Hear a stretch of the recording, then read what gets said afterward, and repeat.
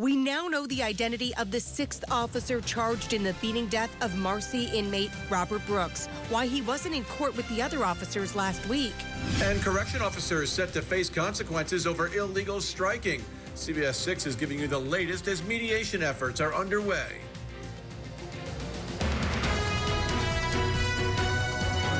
CBS 6 News starts now. Good evening. Tonight we are learning new information about another correction officer in court for murder charges in the beating death of this man, Robert Brooks, an inmate at the Marcy State Prison. CBS 6 cameras were the only ones in the courtroom today in Utica as this man right here was indicted on murder charges earlier this morning, and we broke the story today at noon. Yeah, he's Nicholas Kiefer. He's the 10th officer to face charges and the 6th to face murder charges. The other 9 men you see here were in court last week. CBS 6's Brianna Supardi has the details on today's hearing and asks why Kiefer wasn't in court last week with the other officers.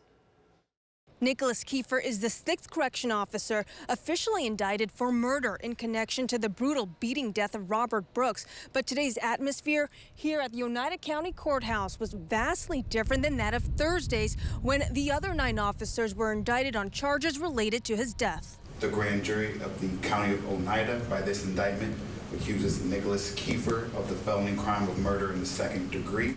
33-year-old Nicholas Kiefer arraigned Monday morning in Oneida County Court, charged with murder in the 2nd degree for the death of Robert Brooks. He's also charged with manslaughter in the 1st, gang assault, and offering a false instrument for filing.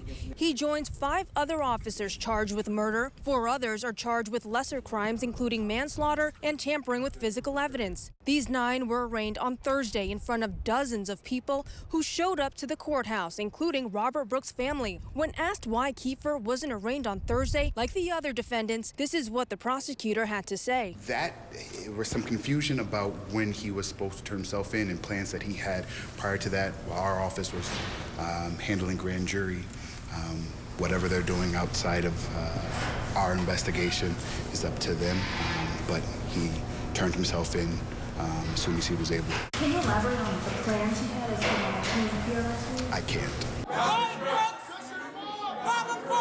Protests erupted on Thursday after several defendants posted bond. Though Kiefer also posted a $250,000 bond and was released Monday, it was a much quieter scene. The courtroom nearly empty. Brooks' family not in attendance. Today, I'm one civil rights organizer from Vocal, New York, and I was the only organization here sitting in the courtroom. The video proves that he was a part of this modern-day lynching of Robert Brooks, yet he gets to go home. I spoke to Robert Brooks' father on my way here. He couldn't make it, but he's employing the criminal justice system to do the right thing for him, for his family.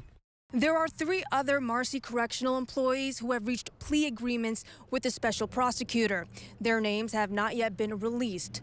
Now Kiefer, along with the 9 other defendants from Thursday, are due back in court March 31st for a pretrial conference. Reporting in Utica, Brianna Supardi, CBS 6 News.